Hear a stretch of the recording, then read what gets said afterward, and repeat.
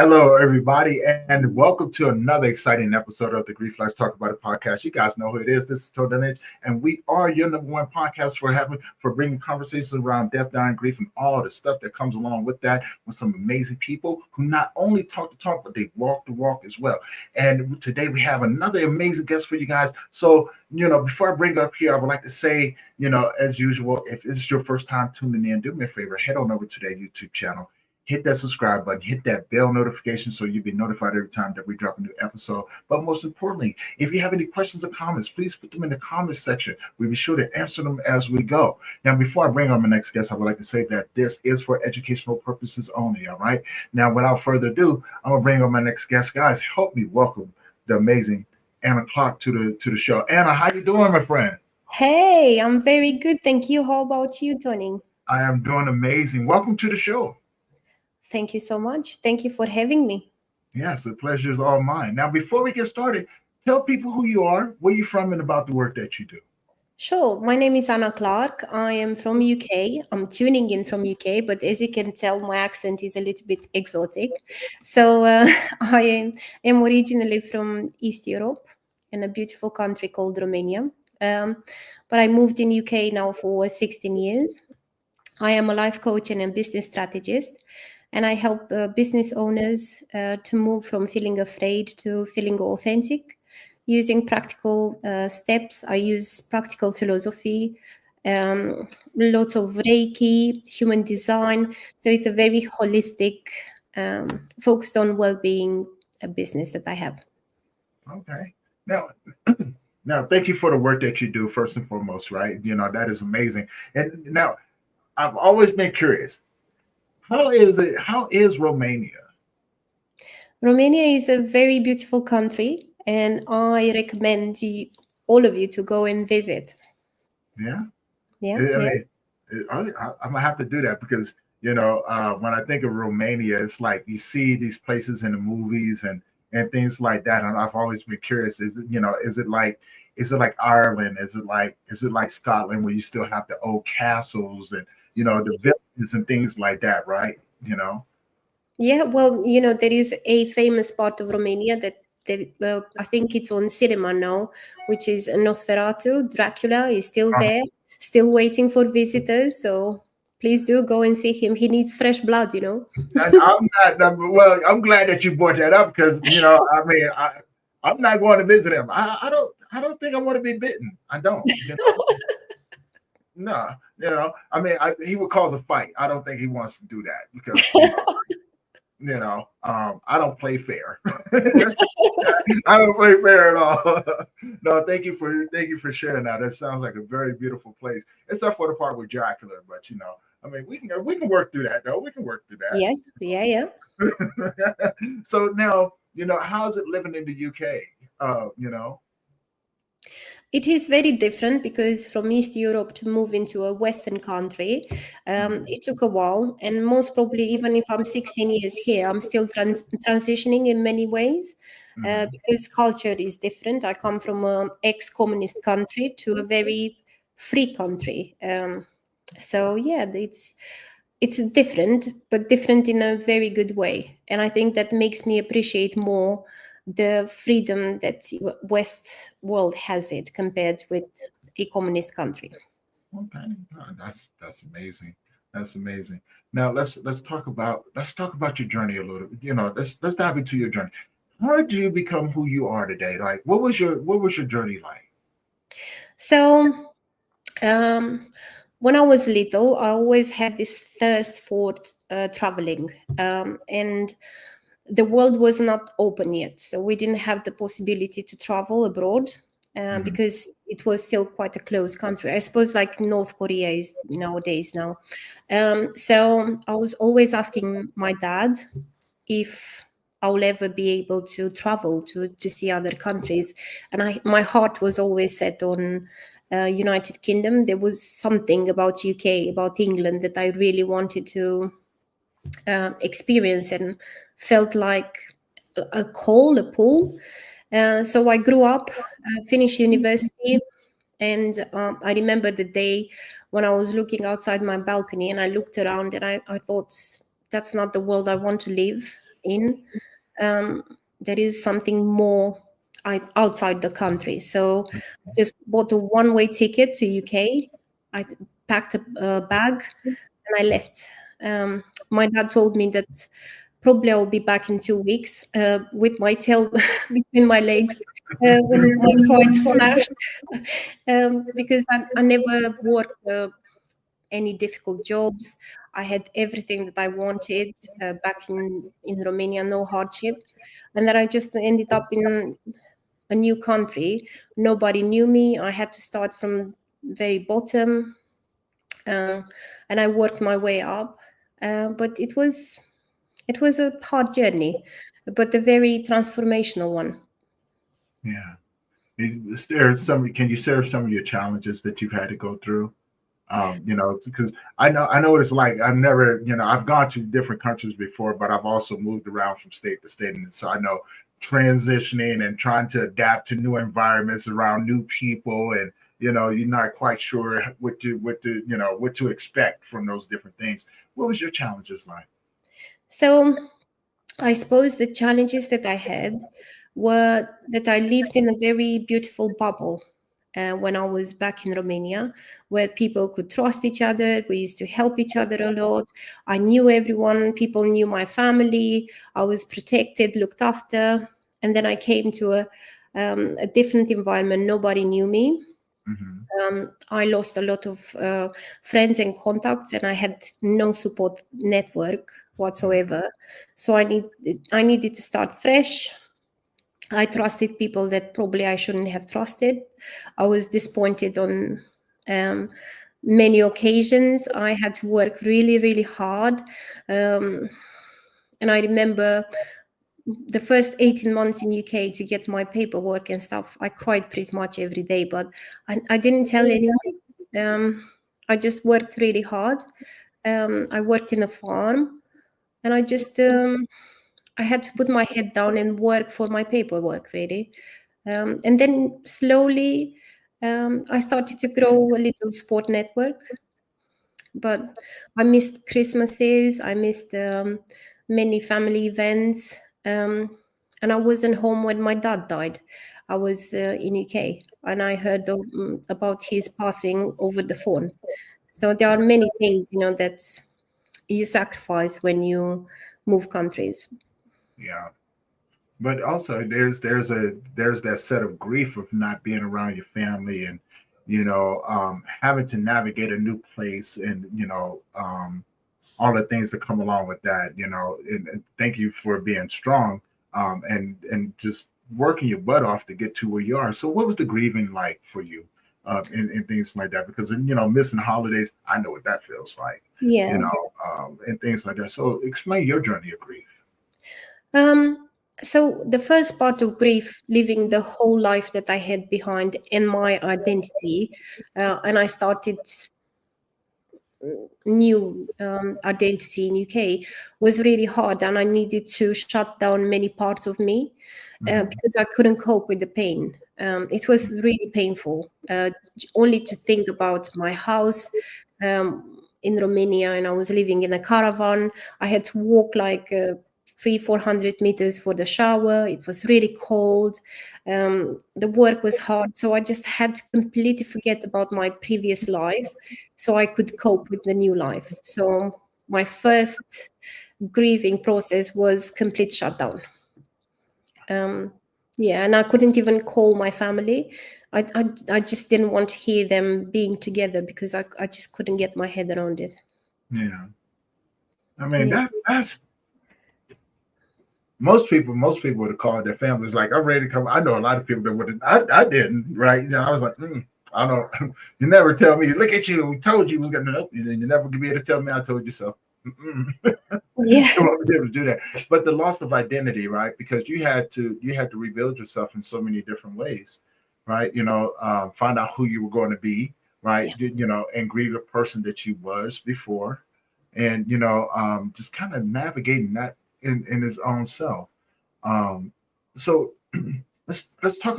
When did you decide that you was going to do the work that you're doing right now? What was that aha moment for you? So I had enough of suffering, and I decided that I need to do something about this suffering that I was carrying. And I was feeling lost. I was feeling that I didn't know who I was really, because I was this girl in UK. I wasn't quite certain where I'm going to go, how life is going to look like. So what I did, I went to therapy, and the therapist was an NLP practitioner. Mhm. So I loved it. And I decided that I should study NLP. So I'd become an NLP Master Practitioner in 2 years, because the transformation that I had through that process, it was unbelievable, and I just wanted people to experience that, and I still want people to experience that, because it's a wonderful process.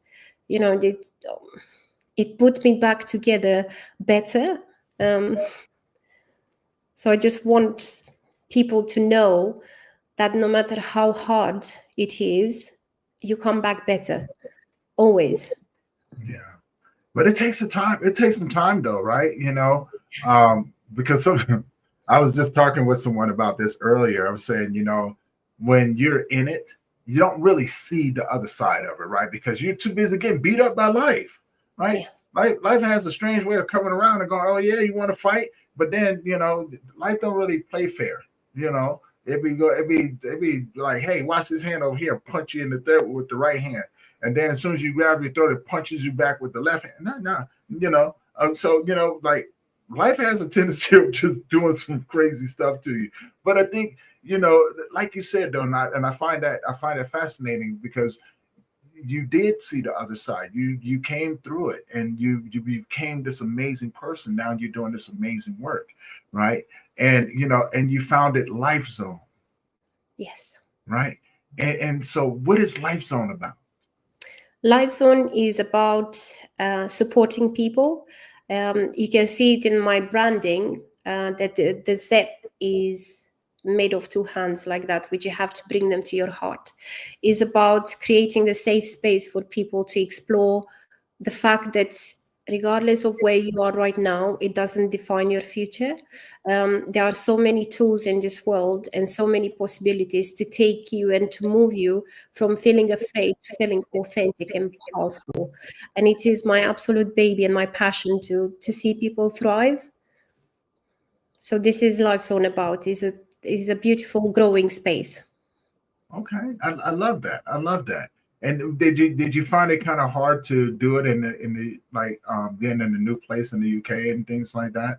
Because I know for some they started up, and even with me, when I started my nonprofit work, it was such a challenge because I was in another place, right?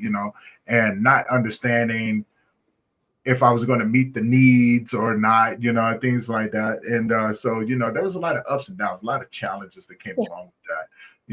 How about yourself? It was really hard because I've always wanted some sort of like cheerleaders or support network, someone to believe in me, to help me through this process. And very soon I realized that there are parts of our journey when the only cheerleader is yourself. And you have to be okay with it, because there is nobody like you that wants success like you. Right. Um, and as soon as I understood that, it was easier, because I wanted someone to be with me, to support me through the journey. Um, but life showed me that you have to be okay with yourself for a while, and then people will come and join, uh, Right. and they will cheer you later when successes start to come. Yeah. Um, yeah, I always found that crazy, right? Because just like yourself in the beginning, there were so many people that were like, oh yeah, this, that, and another. And somewhere down the line, they just kind of all disappeared, especially when things didn't look the way that they wanted it to look. But I told him, I said, look, there's a process that I have to go through, right? And luckily for me, my mentors was motivational. So I watched a lot of YouTube. I listened to a lot of motivationals on YouTube. So I kind of understood how the journey was supposed to play itself out. I just didn't realize that they were actually telling me exactly what was going to happen to me, right? Mm, And I was like, oh, I heard this in a couple of them. Like these people that are dragging me through the mud right now, like they was talked about in these motivationals, right? And the people, they were like, I remember I was listening to who was it, Les Brown, right? Um, the people that kept saying, "Oh, I'm gonna help you," and kind of found out they didn't help me. That's why I got trust issues today. There really is. Oh, you're gonna? Nope, I'm good. I don't need help. Because for one, I don't know. I don't know if you're lying to me or not. So I'd rather you not do that, right? And that way, the only person you're disappointing is yourself. So let's not do that. But there was a few other things as well, right? Trying to figure out this business aspect of it, right? Um, and figuring out who you're becoming for the yeah. most part. And like you said, there was some suffering for you, and things like that. There was a lot of suffering for you. Can you walk us through that process of your suffering? Yes, and I suppose the essence of my suffering was the fact that I was identifying myself. I use this analogy for people to understand. I was a sheep with, and the name of that, massive shape was Anna. And if something was going wrong inside it, I was sunken in the ocean, and that's it. It was the end of the world. But then I understood that inside me there are different compartments. Like there was Anna the business owner, Anna the friend, Anna the mom.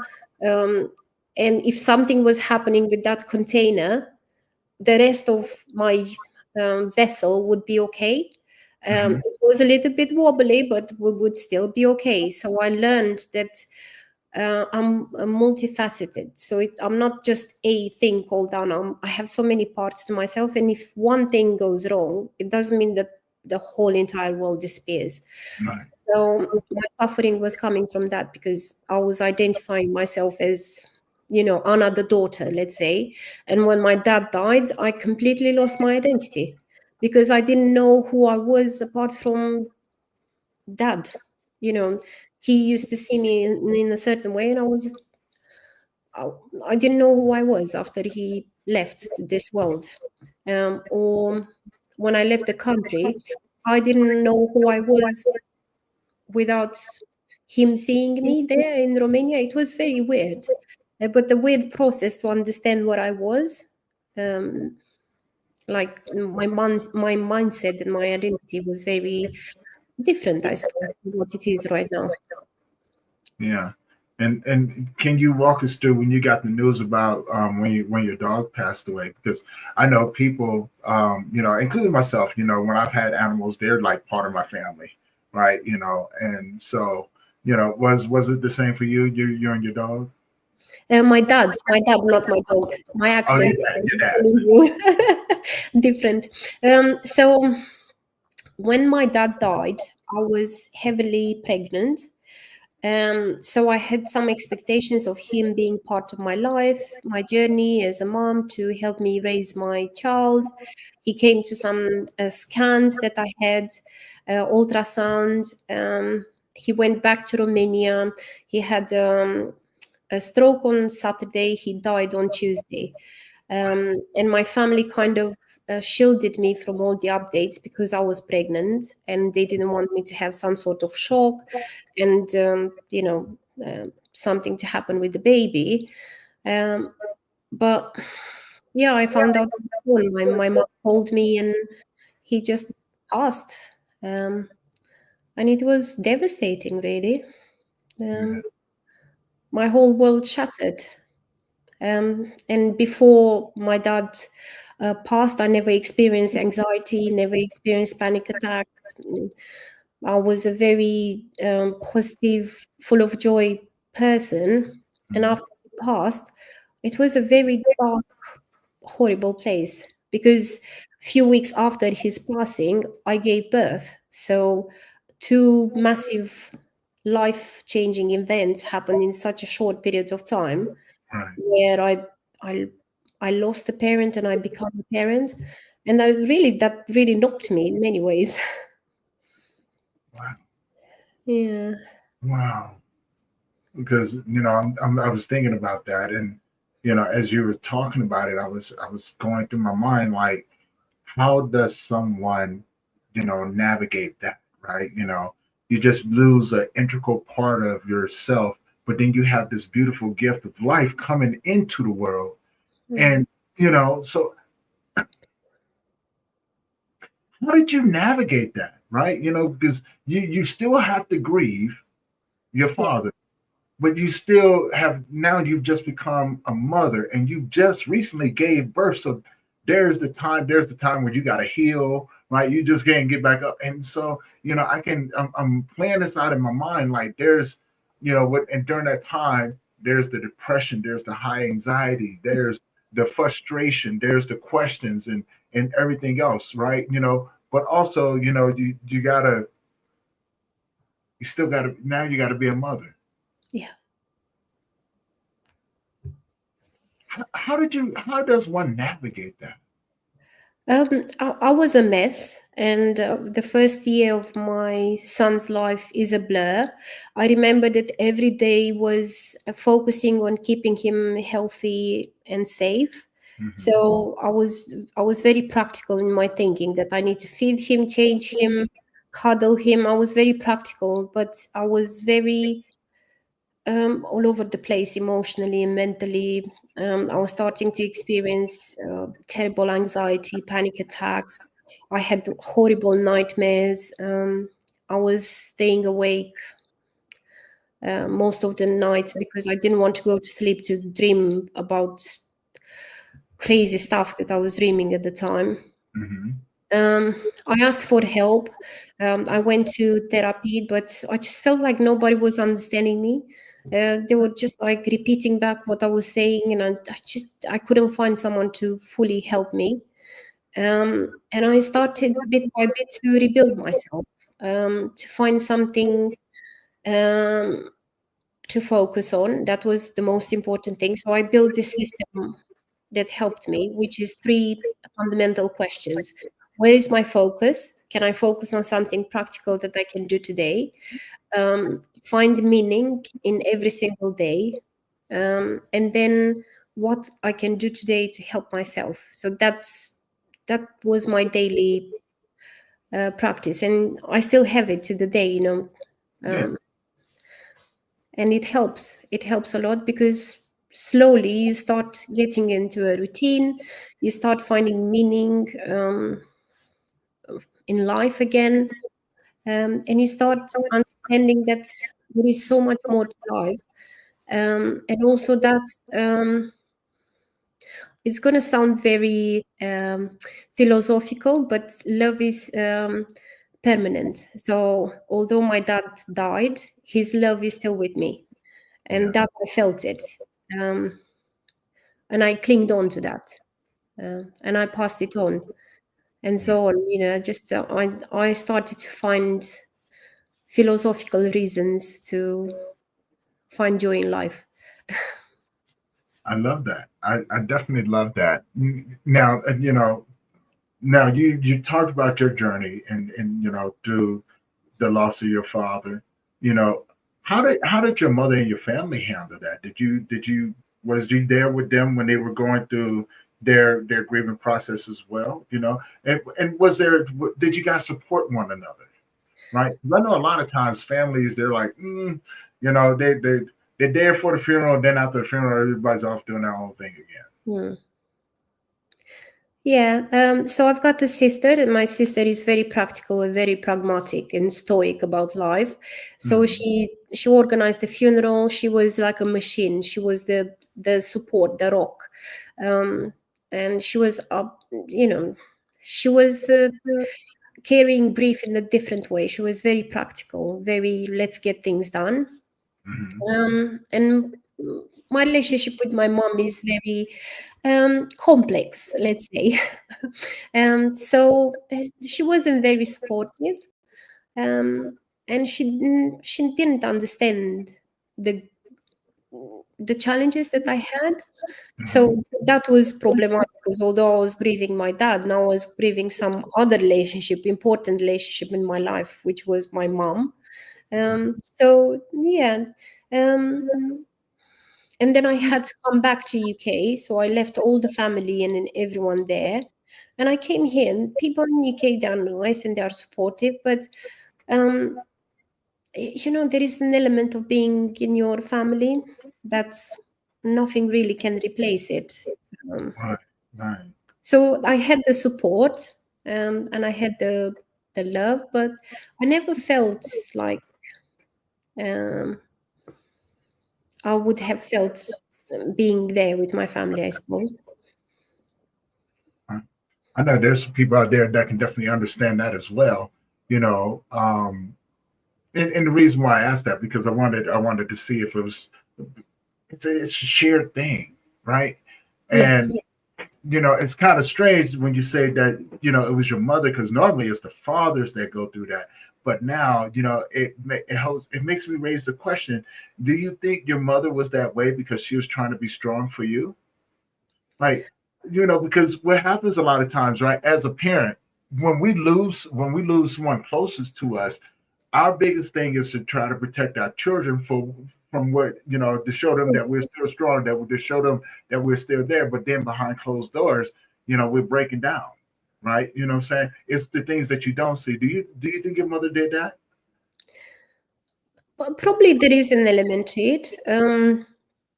I think that she was going through her grieving process because she lost her lifetime partner. So I can't understand that because I'm lucky enough to not have that experience. That I didn't lose a partner.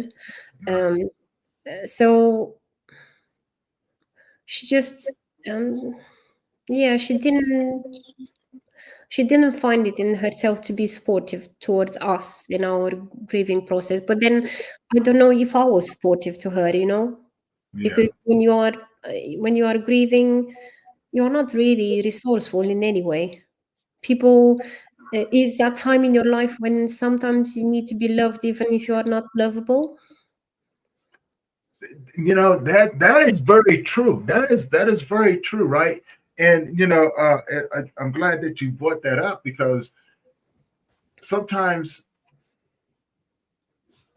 sometimes people don't know how to love themselves Hmm. during this process, right? Because you know, just like most things, most people that go through grief, it's more of it becomes a thing to survive, right? That's It's not a thing to experience, but it's a thing to survive. And I think what happens a lot of times is that when we get into survival mode, it's more of I have to push this to the side and keep moving forward. I've heard that so many times. I have to keep moving forward. I have to keep moving forward. hmm. Hell, I've said it, until life came and punched me in my mouth and made me sit down. And I was like, oh, I don't want to do this, right? But it was the best decision I've ever made, too, right? Because it's not healthy. It's not healthy to deny yourself to feel those emotions that you're going through, right? It's not healthy to not allow other people to love you while you're going through it, right? And someone just said this to me earlier. It's funny that we're having this conversation. They said, as much as you give, you should be able to open yourself up to receive. Yeah, And it goes back to a quote from another big influencer, and he said sometimes you have to love yourself as if you're somebody worth being loved, yeah, right? And I think that when you play that into what you just said, I think a lot of people forget to do that, yeah. right? They forget to love themselves. They forget to take care of themselves the way that they need to. What are your thoughts on that? Oh, it's definitely something that I have experienced because, after giving birth, didn't like the body that I was in.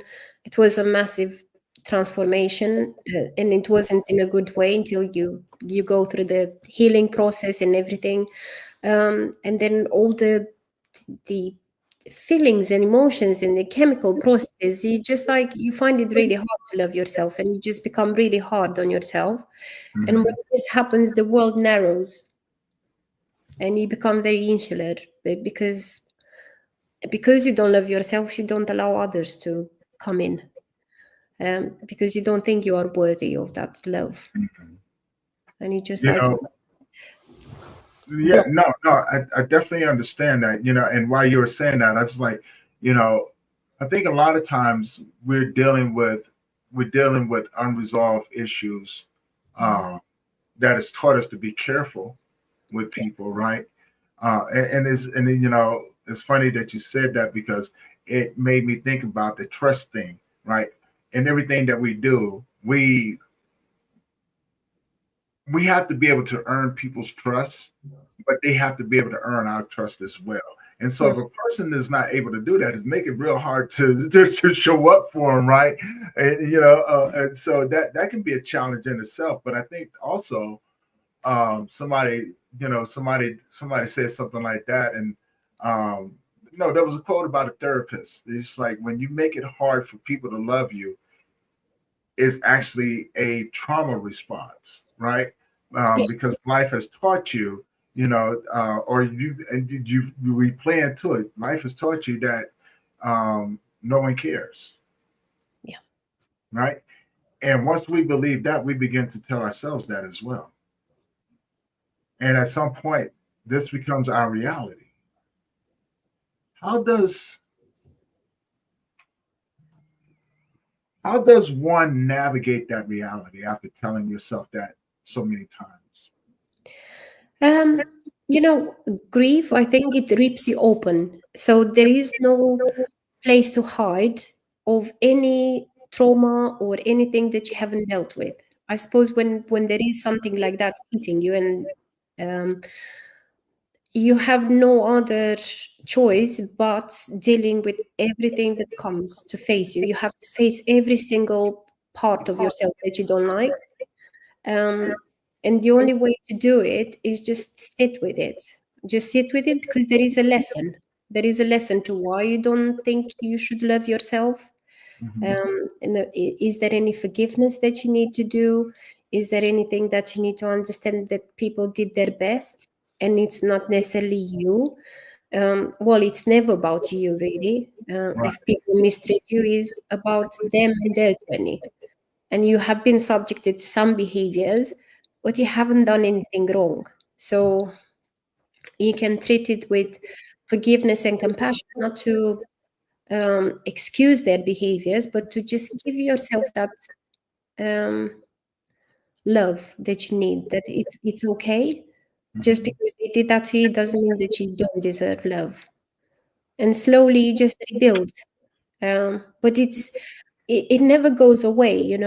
I've done so much personal development work, and I still do with being a life coach and a business strategist. You have to always work on yourself, and I still have it sometimes. That voice still comes, from time to time, and it just taps me on the shoulder, like, "See, I don't think you deserve this," or "Oh, this and this." Yeah, Yeah. Now, that makes me raise the question too of, I think I started thinking as you were saying that, and I was like, a lot of times, one of the challenges that I have with working with people is that they tend to take things personal, right? Oh, I can't believe this person said this to me, and I can't believe they don't want to they don't want to see the other side of it, right? That maybe like you said, it has nothing to do with you. Maybe it has everything to do with them, and you're taking what they say personally. And so when you tend to do that, you tend to not look outside of your bubble and see the full picture, the full, everything that's involved inside of it, to so and then bring yourself back in. And I think that's a strategy right there for, I've showed people how to do that. Like, no, and before you get wrapped up into what they say, how about you slow down, step outside of it, just be quiet, and just look at how they view you, right? because just as well as I do, people will read energy off of you. And Mm. so whether if you're sad, angry, happy, whatever it is, that picks up on people. But once in a while, you run across those people that are genuinely just negative, Yeah. right? And that can change the trajectory of how you maneuver your grief as well, right? Yes. Yeah. Did you ever experience that yourself? Yes, of course. There are some, everyone who comes in your path, it's either your trigger or your teacher. Mm, It's your choice. Because they can trigger us and be angry back, or they can teach us that there are some things inside us that we still need to sort out. mm-hmm, Um, and it's a life aspiration. It's everything. Every day we have to work towards not being triggered anymore, um, because we all have it and it's normal, but there are some strategies in place, and that's where practical philosophy comes in hand, because you can catch yourself when you want to respond with the same energy to say, not this, thank you, but not this, because my intention for the day is to be happy. So if you come and, I don't know, swear in traffic at me or whatever, I can just send you love and be like, I'm really sorry you have such a hard day. It must be really hard for you to be so infuriated at 7 o'clock in the morning. And then go to your merry way. Or you can swear back, have high blood pressure, get upset, and your whole day is ruined now. You know, yeah. Yeah, that's crazy. And, you put it that way. I started laughing because I used to be that person, right? Like, but I would never roll down my window and cuss you out. I keep my window rolled up and act like that. That way you don't hear me, right? Because the last thing I want to do is have to stop in traffic and get into a fight. So I keep my window rolled up. And although I'm talking to you, right, say Ian, you can be over here, you can be over there. I'm looking forward cussing you out. So it looks like I'm singing a song, right? Don't judge me, Anna. Don't be judging me, Anna. But I do. I won't even look at you. I just be looking for it. but I'll put things in perspective for you. When you're looking forward and you cuss and you get upset, there are chemical processes happening in your body. There is cortisol being released. There is high blood pressure. There is inflammation that takes months and years to come down. The person that you just met and did something to offend you, they don't deserve that sacrifice from you. They don't. There is nobody in this world that deserves such a sacrifice, to sacrifice your health, your well-being, and possibly to cut years of your life, all because like a tiny interaction. So when I think about it like that, I catch myself and I'm like, no, not going there, See, because there's some I'm people out also there very that, passionate. yeah, well, there's some people out there like I've been told this before. Like, don't you just want to cuss them out? I was like, no, not really, right? I was like, why do you want to cuss them out? Because sometimes you just gotta be a man. Is that what a man does? I don't think I want to do that. No. Like I'm a very laid back, easygoing person. I don't think I want to just cuss people out just because. You got to give me a reason to cuss you out. I ain't just gonna cuss you out. I ain't gonna waste that type of energy on you. Yeah. But that's interesting that you said that because when I never really looked at it that way or never really thought about it that way. When you do those things, it takes months for it to empty it out of your body, which that makes a lot of sense. Because you can hold that stuff in your organs, right? In like your heart, your lungs, your Mhm. stomach, your kidneys, your liver, and things like that, right? And which now leads me to the next thing because when you think about that, I've seen people go to the doctor forever, and the doctor can never figure out what's going on with this individual, and then they go to see somebody like yourself, with the holistic approach, and you help them start releasing that, and they get better, right? They just Yeah. get better. And so now and thank you for the work that you do. You helped me open up my mind to all of that, the Reiki training, and so it makes a lot of sense. But how did you become a business strategist? I become a business strategist because I love processes, and I it makes sense to me. And I never thought that, you have something that you are really good at, and you think Mhm. everyone is good at. So you never think that there is a special gift until you start interacting with people, and they're like, how did you do that? It seems so easy. It seems so smooth. And I came across many people struggling with moving their businesses in the digital world, being scared of technology, being scared of the fast pace of uh, businesses online now. So I took my life coaching skills and my NLP and practical philosophy, and I took it to another stage where now I help businesses to be um, full of ease, and to be simplistic, and to be successful without ruining your health, your well-being.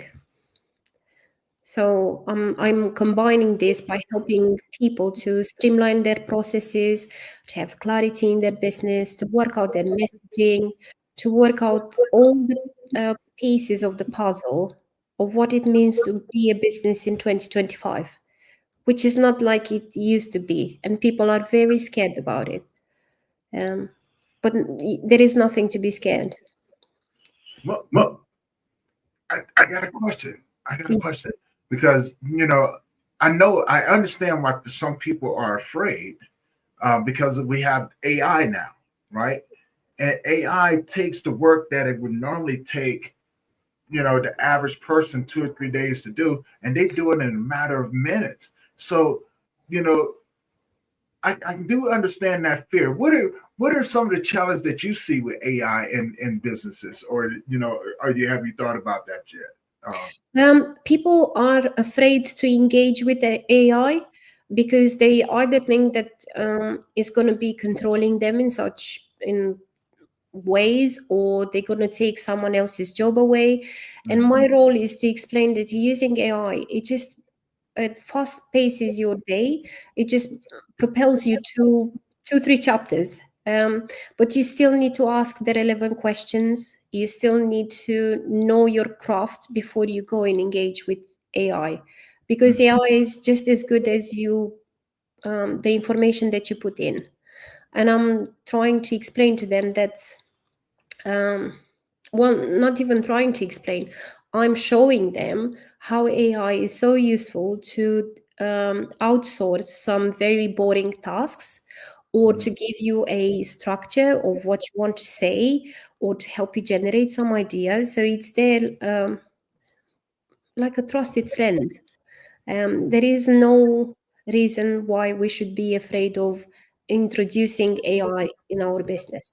I understand that there are so many movies out there, and now AI has been taken to um, crazy levels in some parts. Mhm. But I think if you are using it in an ethical way, it's a great help, a really great help. And that doesn't mean that you're gonna have to fire all your staff, because it still needs people to um, direct it. But Okay. it's just Okay. um, is freeing up your day to do meaningful stuff. Like, um, for example, instead of me thinking about the content for the next year, I can tell ChatGPT what I want to talk with about my audience. I tell who is my audience, what is my messaging, and it generates some ideas. So I didn't spend 3 hours to generate my own ideas. Someone else did it for me, and then I just look through it and I get some ideas. But that doesn't mean that I copy and paste. It's just like a guideline. So now I have more time to bring a lot of value on the things that ChatGPT generated for me, a title of some kind. And instead of me thinking 3 days what should be the title, now I have the title, so I can pour all the value in something really nice. Okay. All right. I'm I'm one of those guys. I've watched the I Robot and Terminator. It's like that, So, I do have my concerns, right? I do have my concerns, but I also know people who know how to use AI as a tool to help them manage their day-to-day tasks. Um, the one thing that I'm really keeping my eye on, I have a buddy, and this is his thing. He loves AI, and he had said something to me one day, and this is something that I've been thinking about for maybe about the last maybe 3 or 4 months. He goes, AI has gotten to a point to where it it learns from you, and at some point it will know you better than you know yourself. Now I don't know how much of that is true, but from the things that he's showed me, it's a possibility. It's a strong possibility. Yes, and do you know what? I see it as a beneficial thing because I'm thinking about losing my dad, right? And if Mhm. we had AI to download all his wisdom and all his thoughts and everything, he's long gone now, but I could still access his thought process. So I could still ask for advice from my dad, even if his body is no longer here. Or you can still have a connection with a loved one because you downloaded everything about them, and then now you can still have a meaningful conversation after they're not here. I don't know. I see it like that. I see. I'm a lover of technology, gadgets, and AI. I've So seen a horror movie with that before, right? They downloaded people's consciousness inside of these robots. Uh, um, it didn't work out too well for us, just so you know, Anna. It didn't work out too well, okay? We was in a fight for our life. They're like, no, the conscience is in there. No, you don't understand. He don't like you. He don't like you at all. He's making it very clear. Unfortunately, we can't beat him because he's all metal now. So yes, we should stay there away can from be no it. dangers. Yeah. So when we think about that, right? And again, when you said something, when you said that, it really made me think because being someone in the grief field, I know there's a lot of people out there that wish that their loved ones were still here, right? And I think about the possibilities. I may joke about it and things like that, but I think about the possibilities and think to myself that if they had that opportunity to download their conscious and still be able to have a conversation with this individual, although the body is not there. Now, this is just a thought. This is just a thought, something to think about. Will it ease the grieving process, or would it make the grieving process weird? Right? Think about that. Unpack that for a minute, Anna. Like, think about that for a minute, right? Because we get so used to seeing our loved ones in a physical sense, and when they pass away, we no longer have that human connection. But now we may have the ability to download their essence, their consciousness, their thoughts into a machine.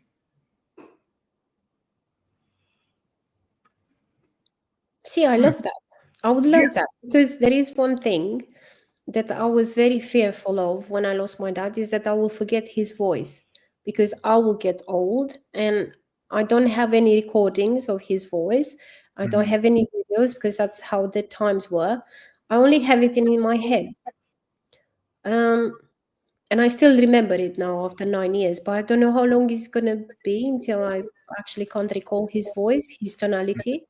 So would it bring me comfort if I could go to a device to hear his voice or give me an advice or say, hi, whatever, can you please tell me something that my dad would say in this situation? And then to tell me. I think it will bring me comfort. Would it make the grieving process easier? I think so, because if you think about it, there are many people which they go to um, clairvoyants or the people that they speak with spirits and stuff, for they're desperate to have a connection with their lost ones. And they I think that we always look for some sort of um, reconnection with the person that passed Hmm. through different methods, and that would be a safe method, I suppose, because that's that's their being, their consciousness, their thinking. There is no third party. There might be a charlatan. Not all clairvoyants are actually gifted. Some, they will just rinse you of any finances just because they can have a little guess about who you are looking to speak with, or do you know? Right. Yeah. Yeah. You know, and again, listening to this, my mind is going in all of these different directions, trying to unpack it and bring it back together, right? Because I can see. Don't get me wrong. Look, I can see the benefit in it. I can see the benefit in it. But then there's a part of me that says, that I can also see the danger in it as well, Correct. right? For those who seek to misuse it. Yeah. And, and I think, and again, these are just my thoughts. When it comes down to certain things like businesses and things like that, I think it takes away the ability for we as humans to learn how to problem solve, right? Mhm. Because the reason why we do the work that we do is because we seen the problem and we wanted to solve it, right? And so we Yeah. came up with these different solutions. Now, when you take away, I'm thinking about the long-term effects of that as well. Like when you take away the ability for we as a human being to exercise that part of our brain, the problem solving part of our brain, do we become dependent on the artificial intelligence to do it for us? Right? Yes, but I think it's a good thing, and interdependence is a good thing, because if you think about it, when the humans first were around this earth, they had only two problems: to survive and to feed themselves. Now in 2025, how many problems do we need to resolve on a day? uh, how should I dress, how many sales I need to do, what content I need to do, what am I going to eat today, what is my child going to wear today, oh, did I feed the dogs, did I put petrol in my car, did I, there are 700 million problems, and if I can offset some of those with AI, then I am not running on fumes, I am not on overdrive, and I'm not overstimulated, because life in 2025 is very overstimulating, and Mm, there is so much for us to think. So I think that once you release some of that, you actually have time for meaningful things. Feed your soul, feed your mind, go exercise. Some of the things, someone else can do it for you, and it's expensive to have PAs, human PAs, to do that for you. Not everyone can afford. I just think that maybe in time AI will be the solution for us not to have so many thoughts. hmm. Um, and live longer as a result of that. Well, I don't want to live longer. not if the world keeps going the way that it is. I don't want to do that. I don't know. Maybe I'll go find myself a mountain somewhere and go hide in a cave. I don't want people no more. I don't want to do this. So, what is your ideal age for a human to live a meaningful life? I mean, okay, so I don't know how to honestly answer that, right? Because for one, I want people to live a good, healthy, meaningful life for as long as they can. Mm. Right? You know what I'm saying? I really do. I really want them to live a long, meaningful life full of love, full of joy, full of happiness, full of purpose. That's what I wish for other people. I do. Right? For myself, I don't want to be here any longer than what I have to be. right? You know, and the reason being is because I don't want to take up anybody else's space, right? And the work that I do, and the work that we do is so meaningful, right? It's full of purpose. It's full of love and it's full of connection, right?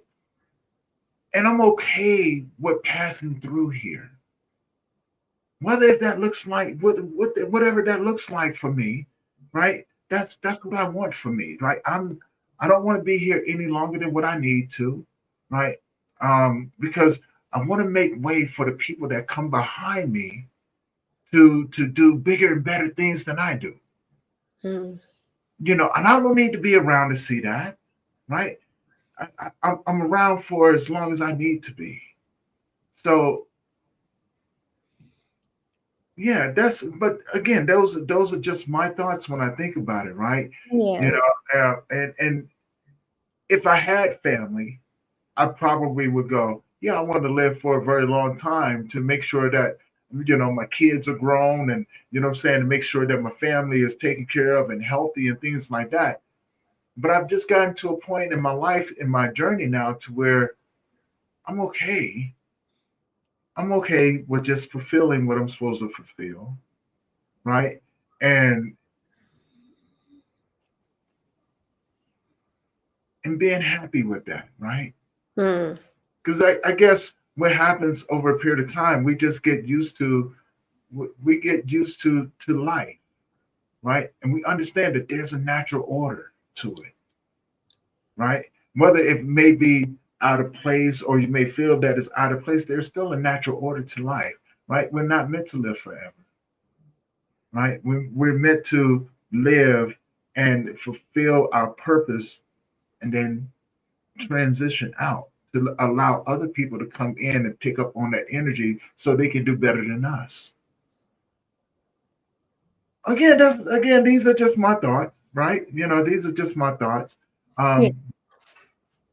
Um, for me to say what I believe what is a person's ideal life, I want them to live a pretty good, long, meaningful life. That's what I want for them, and whatever that looks like for them, that's what I want for them. That's really good. Yeah. So, what do you think about this longevity technologies and medication and anti-aging and all that? Yeah, it's not for me. Right? I mean, don't get me wrong. I have been around people that's like, oh yeah, I'll do it. I'll do it. Okay. Hey, everybody's going to have their own difference of opinion, right? And again, I stand on what I said. It's not for me, right? Yeah. I'm here for as long as I need to be, and then when I'm gone, right? And I think that's the beautiful thing. I think that's the part of me accepting grief on life's terms, right? I understand it a little bit better. I look at it and go, okay, like this is just part of life. It's the way it's supposed to be. So, you know, who am I to manipulate that, right? I'm Hmm. just a human being. I am just a simple person, a simple man. And you know, yeah, I don't want to manipulate things like that. That's not for me. That's not for me. I'm enjoying my life. And I get to get up and do whatever I love doing. I get to get up and do what I love doing. And Yes. I understand that one day I may not be here. I'm okay with that, right? I'm okay with that because what happens is that the memories that I make with people, the conversations that I have with people, the people that I've left better, right? Because they allowed me to be a part of their life, and I in turn allowed them to be a part of mine, right? And Yes. so, and I think the stories that we leave behind for others it means so much more, right? Yeah. Because they can read those stories and be like, wow, this person lived a very interesting life, but look at what they did, right? And so for me, that's what it's about. And then when I pass away from here and death comes and takes my hand, it takes me home, I get to share my story with death, right?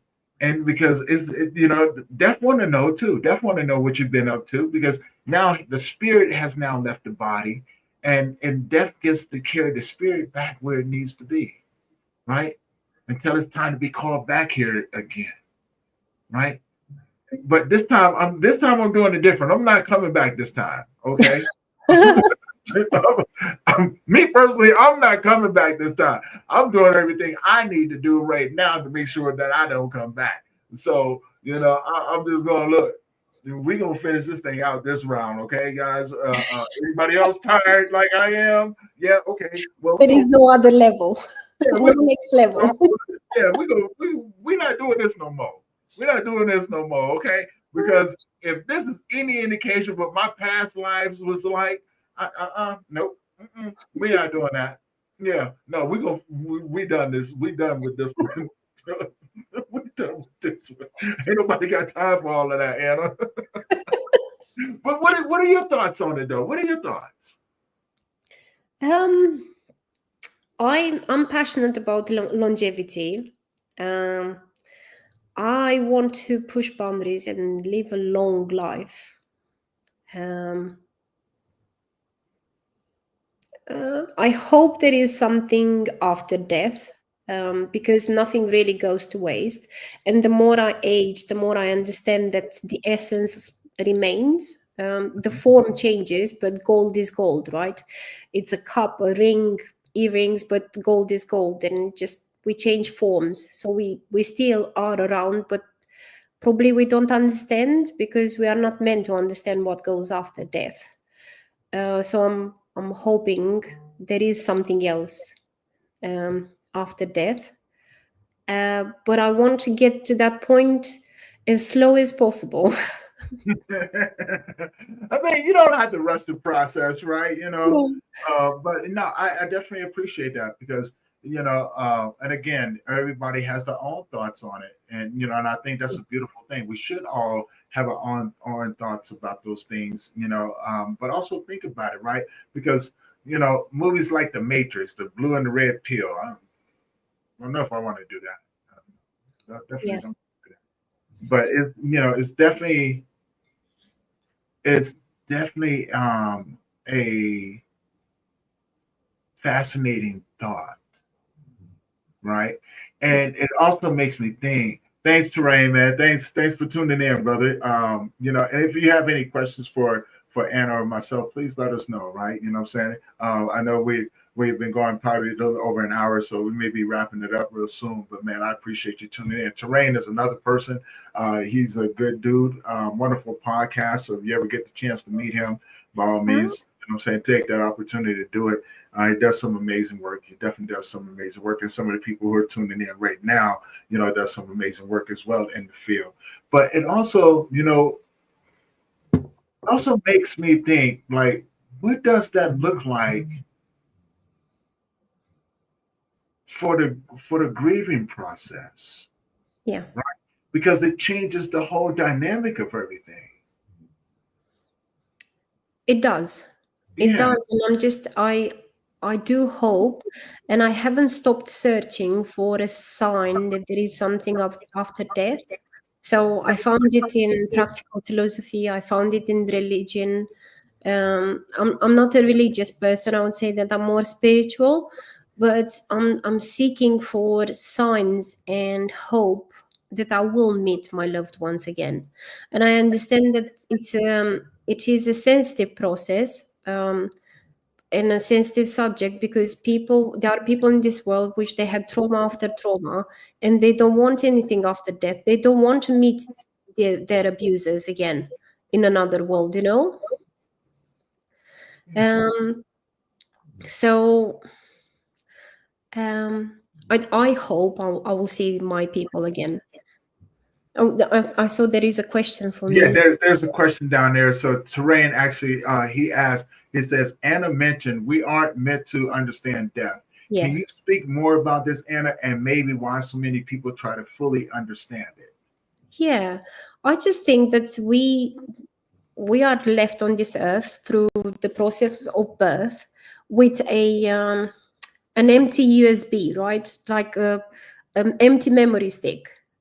We sometimes we have like glimpses of the past that we don't know from where they are, but they are only glimpses. So I think there is a process and like a logic reason to why we should not remember what is before birth and what is after death, because otherwise we will not be allowed the full human existence.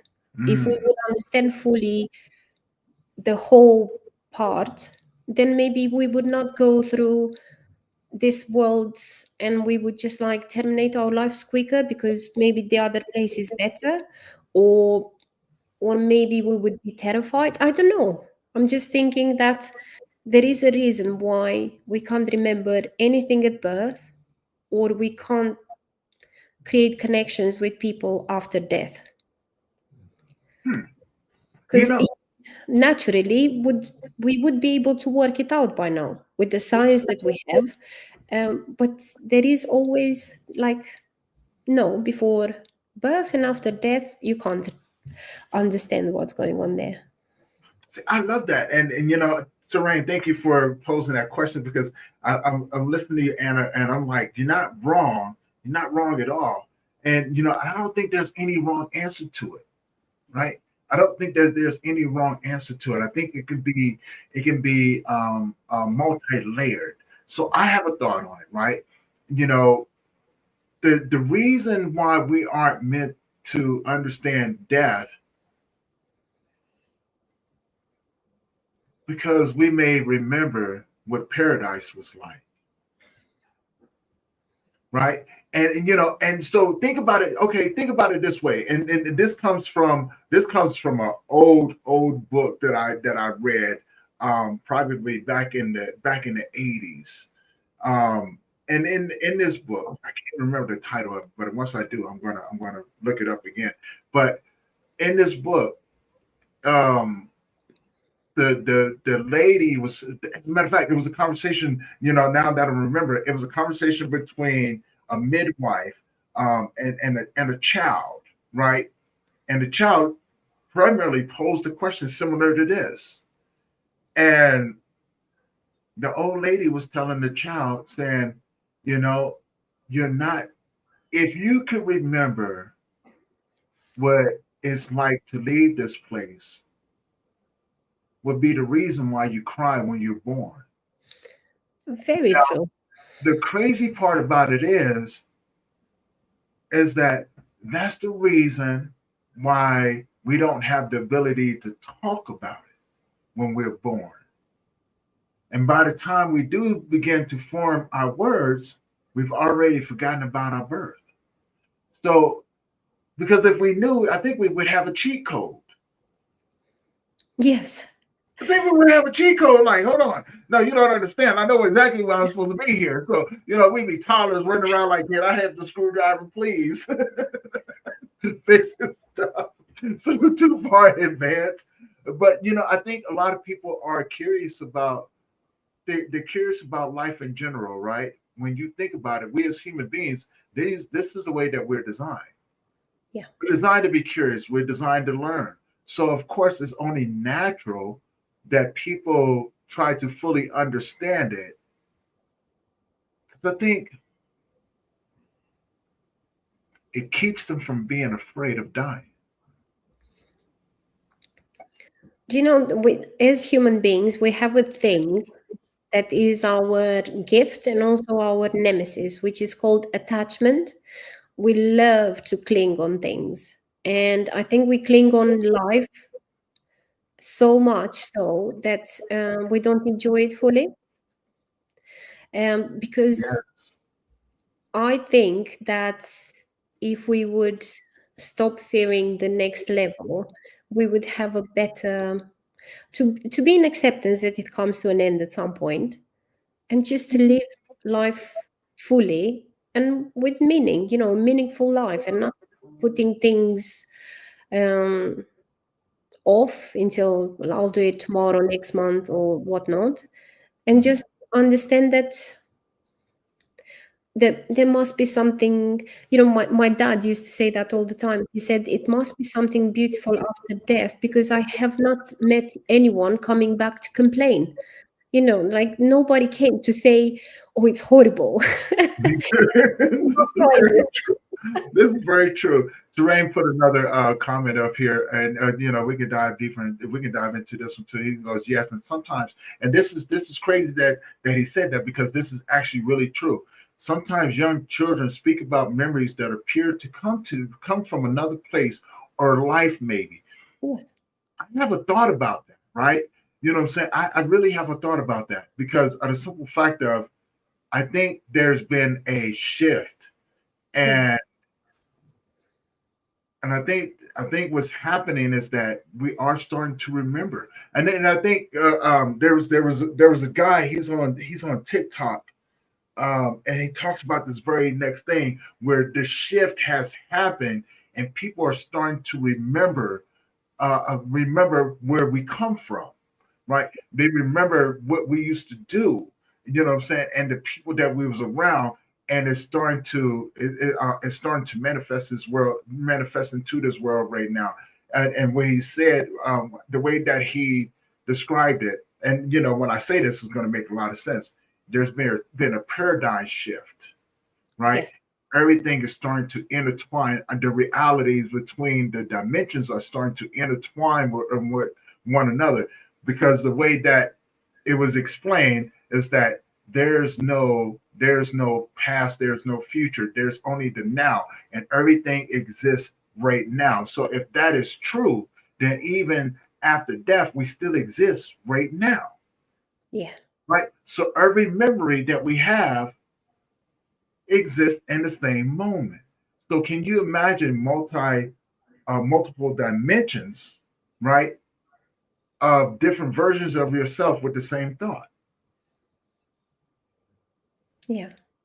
Okay, that makes sense. Hopefully, I didn't confuse it too much. But I think that makes a lot of sense. What are your thoughts on that? It does. And, you know, I've recently rewatched Interstellar, and it's a really great film to explore that, because, you know, your future version, I believe this to be true, that your future version sends somehow signals to you, because that's why you have nudges to go in a certain direction. If you have something that you really, really want, there is a version of you that already has it, enjoys it a lot. So therefore, you have that pull towards that direction. And it's just like, I think there is something that we don't fully understand, because our eyes and our consciousness is not there yet to understand. But Well, I believe that there is a future version, and there is a past version, because there are clients that I had done some timeline therapy with them. And what has happened, when I asked them, what is your first memory of this event, they sometimes come with some events in some forms, like women would say that their first memory of that event would be a boy in a forest running, being scared. um, you know, where is this memory coming from? Or they would be like, oh yeah, I remember being in a deep water, and I couldn't come up, and I feel suffocating. So therefore, they are not doing certain things in this life, because they have these fears coming from somewhere. And mm, so, you know, it's a very complex, very interesting subject that I, we haven't yet worked out. yeah, no, I definitely understand that. And I'm gonna say this, because if there's a future of me enjoying life right now, I'm gonna find him and punch him in his throat. Put me through all of this. I'm punching him dead in his throat. Like, what you doing? You could have shared some of this with me, okay? If there's a past version of me, or in another version of me in another dimension enjoying life right now, I'm punching him in his throat. Punch him in his throat. Like, we didn't have to go through all of this. We didn't have to, right? You could have invited me in and You things, did. But no, And no, that I think I find that fascinating. So we've touched on a lot of things in our conversation. We've touched on dealing with grief, your journey and becoming who you are today. We've touched on AI. We've touched on, death and the curiosity that comes behind that. And, we've touched on a few different things in there. And so now, with that being said, Anna, as we begin to wrap this up, because I know it's probably getting late where you are right now, right, in the UK, and things like that. And so, with that being said, tell people how they can find you. So thank you so much for the opportunity. Thank you for allowing me to have these amazing conversations about different parts of grief. And I would like to choose like a closing thought to share with you. Tony Robbins recently said that good times create weak people. Weak people create bad times, and bad times create heroes. So you said you had a traumatic past. You are a hero because you went through really hard times to become this inspirational human being that you are today. So, the destiny gave you this path so you can inspire.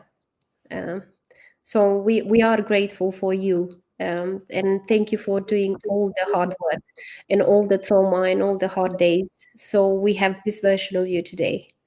Um, and for everyone who wants to find me, I'm on Instagram, Insta Clarke, Facebook, Anna Clarke, Substack.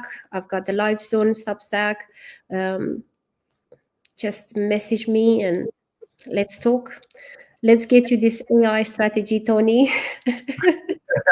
We're gonna work it all out, Anna. We definitely gonna work it all out. Now, I have one last question for you before I let you go, and I love this question. You guys have heard me say this the last few weeks with all the guests that I've had on, and I love the answers that I get with people. Right? You know what I'm saying? Because it's fascinating. Um, so my last question to you would be, if you had a superpower, what would it be? I would like to teleport. Okay, okay. So I wanna travel all over the globe. All right. Well, that makes sense. That definitely makes sense. Okay. I don't know if I want to teleport because I would teleport into a plane or something. That wouldn't be good. Like, oh no. See Tony How fall. about you? What is your superpower? Huh? What would be your superpower? You know what? My superpower changes every week. So the first time I was asked this question, my superpower was empathy because I wanted to better understand people, right? Hmm. So I can become a better version of myself to be more effective in what I do.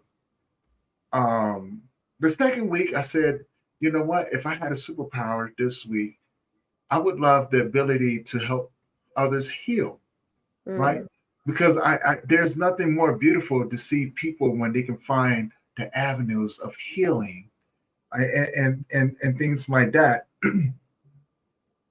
And this week, when I asked myself, so I ask myself this question every week, right? And this week when I asked myself, I said, if I had a superpower this week, I would love to give the gift of resilience, Hmm. right? Because resilience actually ties into everything. It helps people understand, but it gives them the courage.